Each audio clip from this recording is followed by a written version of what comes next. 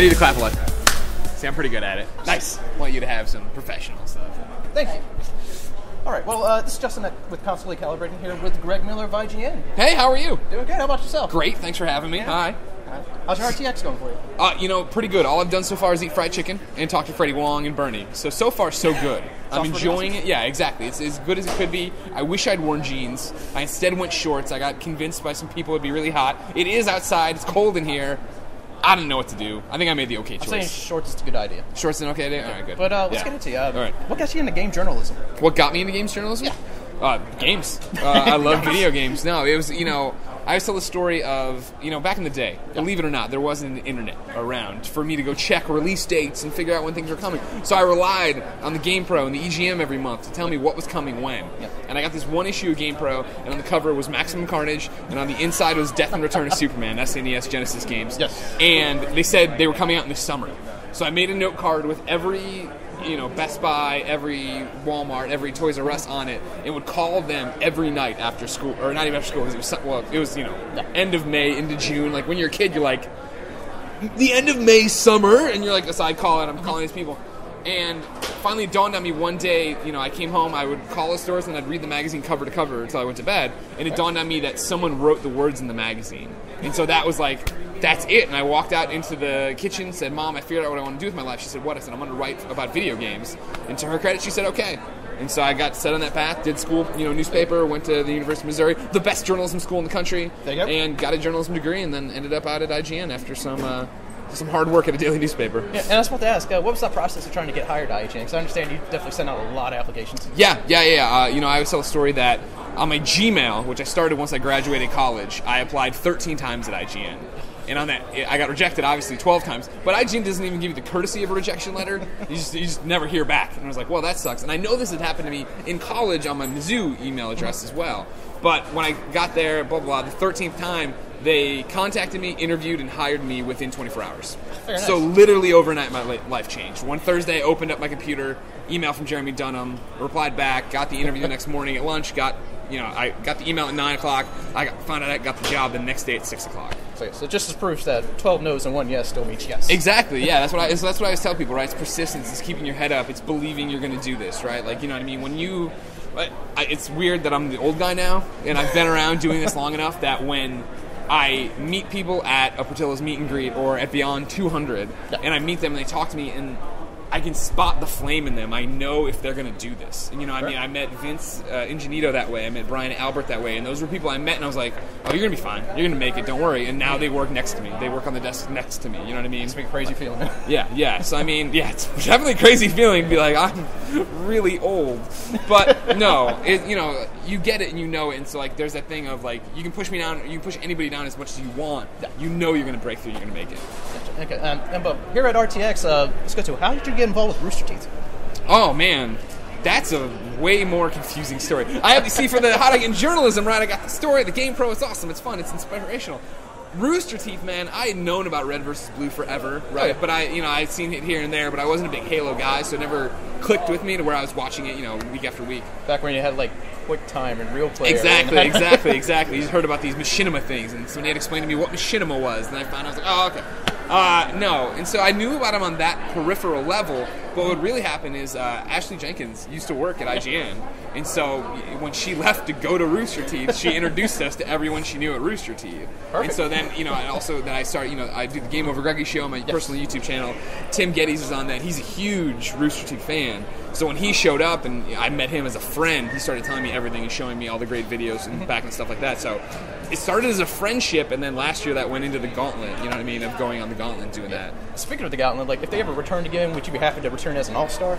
If they bring the Gauntlet back and I'm not invited back, I will burn Rooster Teeth to the ground. I don't understand how the breakout star of the Gauntlet Season 2, the man who made the Gauntlet Season 2 what it is, the camper, how can you not invite him back? Perfect strategy. I'm the villain. Legitimate. It's a legitimate strategy. We knew that, and it got me the win, so whatever. But with that and the Gauntlet, true version with shirts. What's my aversion to shirts? It's just one of those things, ladies and gentlemen, when you have a body like this, it'd be a crime to keep it under wraps all the time. There's a simple, if you've got it, flaunt it. Clearly, I've got it. I talk about Team Fat all the time. Team Fat for the win. DistrictLines.com/GameOverGreggy. Buy your Team Fat shirt. But that's what it's all about. You know what I mean? Like, I don't know, somewhere along the lines, it dawned on me that people on the internet, like, there's people who either the people taking their shirts off are either, like, really hot. Can I curse on this? Yeah, absolutely. Really fucking hot. Or they're not hot, and it's funny. You know what I mean? It's like, but it seems like the scale there, a sliding scale. The funny, non-dressed people, they don't do it as much. So I don't care. I just take off my shirt all the time. I got a million problems, right? I have to, on the internet every day, talk to somebody about who doesn't like me because X, Y, or Z. I'll just give them all I'll give you all the ammunition you want. I'm overweight, I got bad teeth, I'm loud, tall, don't stand up straight all the time. But yeah, so yeah, I just, why not? Why not put it out there? All right, I guess we're going to wrap this up. Last question. What's your most inspirational interview you ever had the opportunity to do? Wow. No one's ever asked me that. Like, what's inspired me from an interview? Mm-hmm. I mean, okay. It's going to get heavy quick. Lay it on me. Before I made the jump from Missouri to working at IGN, right? I worked at a daily newspaper, and I was general assignment, so I had no real beat. I covered a little bit of everything. And at one point, I profiled a boy named Tim Grant, and Tim was 6 years old. He was suffering from neuroblastoma cancer. We had done a profile on him where before I started, they had done the whole thing of his first round when he got it, and like his road through treatment to being declared at the time cancer-free or whatever. Mm-hmm. I come on years later, and it turns out the cancer's back now. And so I cover his next round of story, going through everything, talk to his family. Uh-huh. And the thing is, like, I don't want kids. Like, I don't, it's not my thing. That's not what I want. You know what I mean? But if I had a child, I'd want it to be Tim Grant. You know what I mean? Because he was super into superheroes, and he had Spider-Man on his wall, and he wore Superman all the time, and blah, blah, blah. And I remember, going to his chemo sessions, and it was the first time I'd ever heard. People say chemo, right? And maybe it's a bit different now because of the internet and YouTube and everything else, but, like, back in the day, and this is really dating myself to say back in the day, about 2006. But back then, I don't think we knew on that level exactly what it was, right? So I had always thought that chemo was you were in a tube being like blasted with radiation, which is really like a CAT scan. You know what I mean? I'm thinking a CAT scan or whatever. So I remember going there for this chemo to follow him and see what he was doing. And, he sits down and they give him the IV and he just sits there and he just plays games. And it was like, oh man, that wasn't what I was thought, and that was interesting. I learned what chemo was, yada, yada, yada. And so I covered Tim, his story. I think it's been a while now, but I think it was 4 months, 5 months, 6 months or something. And then just one day out of the blue, I was going the next day to do more coverage with him, and I wasn't going to wear my shirt and tie because I always wore shirt and ties or whatever. Yeah. And I was going to just go there and play video games and talk to him and just be a kid with him. Awesome. And I got the call the day before that thing that he had died. He had passed away. Oh, man. And so, like, without knowing it, I chronicled the last, year or months of his life, right? And, like, obviously that screwed me up really badly. Jeez. And then to jump ahead to when I got sick and I had cancer, like, I didn't know how brave he was when it was happening for him. You know what I mean? Like, I went to the hospital with him, obviously, and he played video games and he played with his toys and he talked to his mom every so often about not feeling good.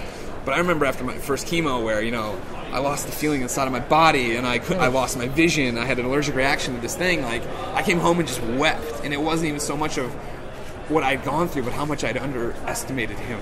You know what I mean? Like, how inspirational he was to me. Now, jump ahead, I would have been 29 when I was sick, and I was getting sick, to see like how this 6-year-old inspired me. You know what I mean? Like, not even at the time, right? At the time, it was awesome, and he was into it, and he was, this is great, and we're gonna help, and it didn't work out, and his family surrounded him, community, all that was inspirational on a surface level. But then to get years later to where he was in a way, not even as bad as his, obviously, like, it was crazy that he could still be there for me. Oh, jeez, man. Heavy story. Sorry. It's okay. You need one of these? I mean, yeah. Come on.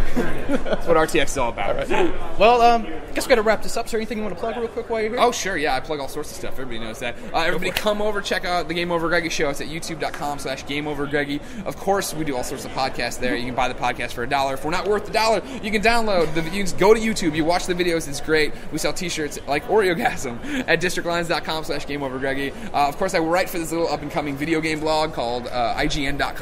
It'd be awesome if you went there and you watched Up at Noon every Monday. But in reality, just go to twitter.com/GameOverGreggy. I will tweet all of this at you, and you can click on it there. It'll be easier. There you go. All right. Thank you for thank you so much. Good luck. All right. Thank you very much. And stay tuned, constantly calibrating. Take care. Yeah.